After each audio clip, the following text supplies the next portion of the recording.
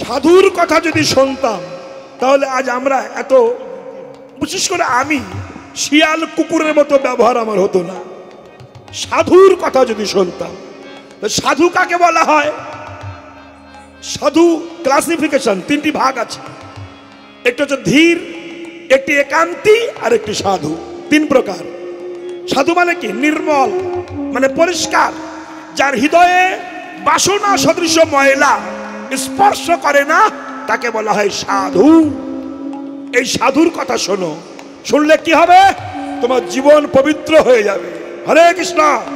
চরিত্র পবিত্র হবে। চেত দর্পণ মার্জনম ভব মহাদবাগ্নি নির্বাপনম শ্রবকৈর্ব চন্দ্রিকা বিতারণম বিদ্যাবধূ জীবনম আনন্দম বুদ্ধিবর্ধনং প্রতিপদং পূর্ণমৃত সাধনম সর্ব আত্মস্নপনং পরং বিজয়তে শ্রীকৃষ্ণ সংকীর্তনম।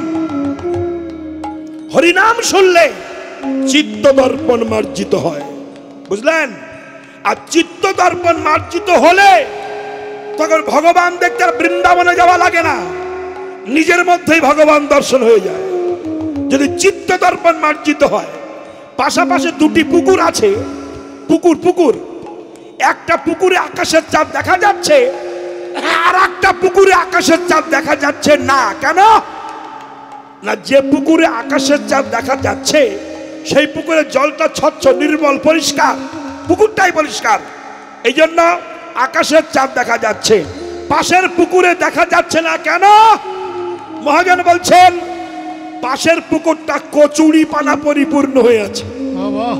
তাহলে কচুরি পরিপূর্ণ হয়ে আছে বলে আকাশের চাঁদ পুকুরে দেখা যাচ্ছে না।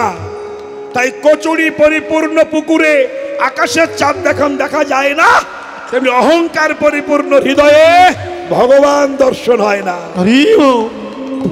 এই অহংকারটাকে দূরীভূত করতে হবে। কি দিয়ে করবেন? যন্ত্র কি, অস্ত্র কি? হরি নাম। হরের নাম ঐব, হরের নাম ঐব, হরের নাম ঐব কেবলম কলৌ নাস্তেব নাস্তেব নাস্তেব গতিরন্যথা। সাধুর কথা শোনো। একজন বিশুদ্ধ সাধু, ভালো করে শুনবেন, একটা নদীর কূলে ছোট্ট একটা কুঠুরি বেঁধে ভজন করে। কিন্তু বিশুদ্ধ তো, সিদ্ধ পুরুষ, যা বলে তা খেটে যায়। যদি বলে যা তোর ক্যান্সার রোগ ভালো হয়ে যাবে, হয়ে যায়।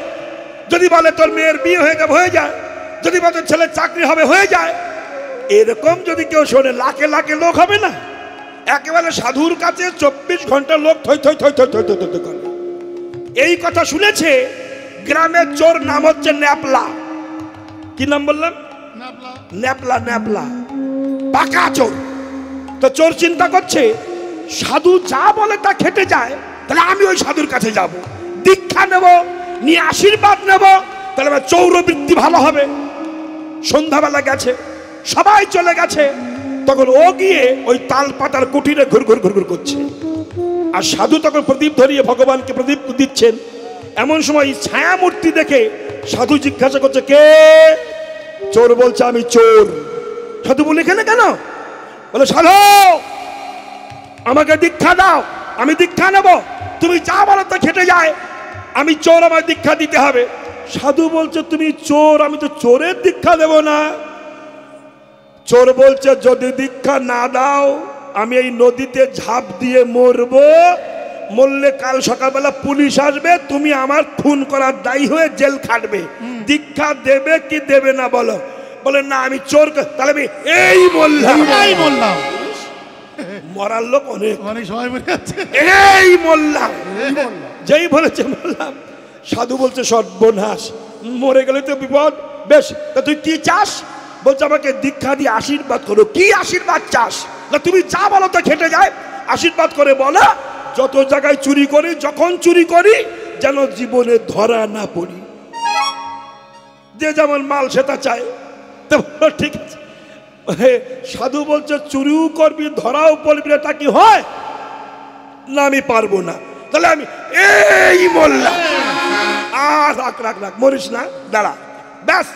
এই তাহলে শোন, আমি তোর দীক্ষা দেবো, আশীর্বাদও করবো, কিন্তু তোর একটা কথা দিতে হবে, কি জীবনে কোনোদিন মিথ্যা কথা বলবি না। আস্তে। চোর ভাবছে চুরি করব, মিথ্যা বলবো না, তা কি করে হয়? আবার ভাবছো ধরা তো পড়বো না, তাহলে মিথ্যা বলা কে? ঠিক আছে কথা দিলাম, ব্যাস আশীর্বাদ করলো, তুই ধরা পড়বি না, যা। এইবার যেই বললো ধরা পড়বি না, আর চোরের ভোল্টেজ আরো বেড়ে গিয়েছে। যারা চুরি করে খায় তারা যদি নেতা গোতা হয়, আর যদি মন্ত্রী হাত মাথায় থাকে, সে শালা ডবল চোর হবে না কি? ব্যাস চুরি করছে, পাকা পাকা চোর হয়ে গেছে। তখন ভাবলো আশীর্বাদ যখন পেয়েছি, ধরা যখন পড়বো না, তার ছোটখাটো ঘরে চুরি করব না, রাজার বাড়ি চুরি করব। একবার চুরি করলে সারাদিন বসে খাবো। ব্যাস রাত্রে ঘুটঘুটি অন্ধকারে রাজার বাড়ি পাঁচিলের উপর উঠেছে। ও তো টেনশন নেই, ধরা পড়বে না। এইবার পাঁচিলের উপরে উঠে নিচে মানে ভিতরে যে লাফ মেরে পড়েছে, শালা পড়বি না পড়বি একজনের ঘাড়ের উপরে যেয়ে পড়েছে। স্টার্টিং পিরিয়ডেই ঘাড়ের উপরে পড়ে গিয়েছে। যার ঘাড়ের উপর পড়েছে প্রশ্ন, কে কে কে কে? চোর ভাবছে আমি গুরুদেবকে বলেছিলাম মিথ্যা বলবো না, বলছে আমি চোর। যার ঘাড়ের উপরে পড়েছে তাকে এই চোর বলছে তুমি কে? বলছে আমি তো চোর। তাহলে তো টেনশনই নাই, 50-50 কে ভালো। তা যার ঘাড়ের উপরে পড়লো তাকে প্রশ্ন করছে ন্যাপলা, আচ্ছা তুমি তো পাকা চোর, রাজবাড়ি চুরি করো, আমি তো এই প্রথম এলাম, তো কোথায় কি থাকে বলো না গো? বলে এই চাবি নেই, ওই যে ঘর আছে ওই সিন্দুকটা ঘুরবি, খুলে সিন্দুকের মধ্যে দেখবি কিছুটা ওই হিরের টোপলা আছে, নিয়ে যা। ন্যাপলা গেছে, খুলেছে, খুলে দেখে 3খানা হিরের টোপলা আছে, 2টি নিয়েছে, একটা রেখে এসেছে। এসে যার ঘাড়ের উপর তাকে বলছে এই নাও 2টি এনেছি। কটা ছিল? 3টি ছিল। 2টি আনলি কেন?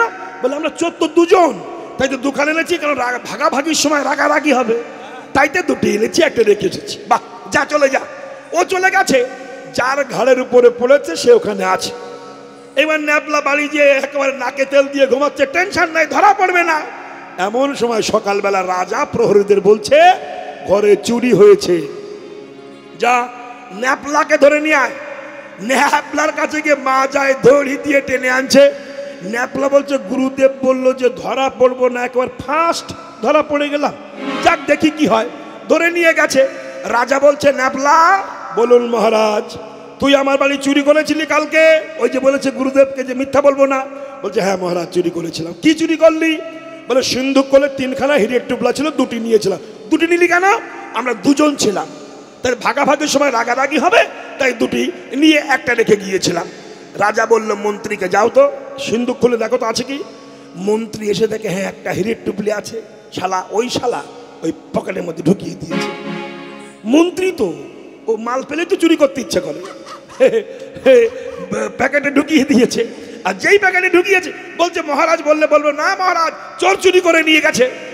এইবার মহারাজ চোরাই না শোনে ধর্মের কাহিনী একটাও নাই। ন্যাপলা বলছে মহারাজ বিশ্বাস করুন, একটা কিন্তু ছিল, আমি রেখে গিয়েছিলাম। তখন মন্ত্রী রাজাকে বলছে রাজা মশাই আপনি চোরের কথা বিশ্বাস করবেন না আমার কথা বিশ্বাস করবেন? মহারাজ বলছে আমি চোরের কথা বিশ্বাস করব। কেন? বলে শোনো, ন্যাপলা গতকাল রাত্রে যার ঘাড়ের উপরে লাফিয়ে পড়েছিল সেটা অন্য কেউ ছিল না, সেটা ছিলাম আমি। আমার ঘাড়ের উপরে লাফিয়ে পড়েছিল। প্রহরী ওই মন্ত্রীর প্যাকেটের মধ্যে হাত দেখো, ছোটখাটো প্যাকেট যা আছে সব জায়গায় হাত দিয়ে দেখো কি কি পাওয়া যাচ্ছে। হাতে দিয়ে দেখে হ্যাঁ শালা হিরের টোপলা আছে। মহারাজ বলল কে গাছে বাদ, আর এই চোর ন্যাপলা ওরে মন্ত্রীর সিংহাসনে বসিয়ে দে, ওই মন্ত্রীর সিংহাসনে চোরকে বসা, আর ওই মন্ত্রীকে গাছে বেঁধে জম ধুলাই দে। এইবার চোর যখন সিংহাসনে বসেছে নেপালে চৈতন্য হয়েছে, বলছে মহারাজ আমি একটু গুরুদেবের কাছে যাবো, সাধুর কাছে। বলে যাও। গুরুর চরণে এসে প্রণাম করে বলছে গুরুদেব জীবনে একটা কথা শুনেছি মিথ্যা বলবি না, আর এইটা না বলেই আমি চোর থেকে সিংহাসনে মন্ত্রী হয়ে গেছি। একটা কথা শুনে যদি মন্ত্রী হয়, আমি সারা জীবন যদি আপনার কাছে বসে কৃষ্ণ কথা শুনতে পারি, আমি ভক্ত হয়ে যাব, আমি বৈষ্ণব হয়ে যাব, আমি হরি কথা বলবো, আমি কৃষ্ণ কথা বলবো। সাধুর কথা যে এত মূল্য সে আমি জানতাম না। সংসার ভজিলি গোরা না ভজিয়া সংসার ভজিলি গোরা না ভজিয়া শুনিলি সাধুর কথা না শুনিলি সাধুর কথা সংসার ভজিলি গোরা না ভজিলি না শুনিলি সাধুর কথা না শুনলি সাধুর কথা ইহ পরকাল তুকাল খোয়ালি ইহ পরকাল দুকাল খোয়ালি মনরে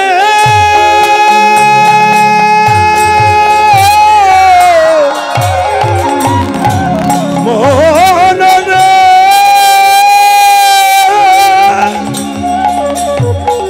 মনরে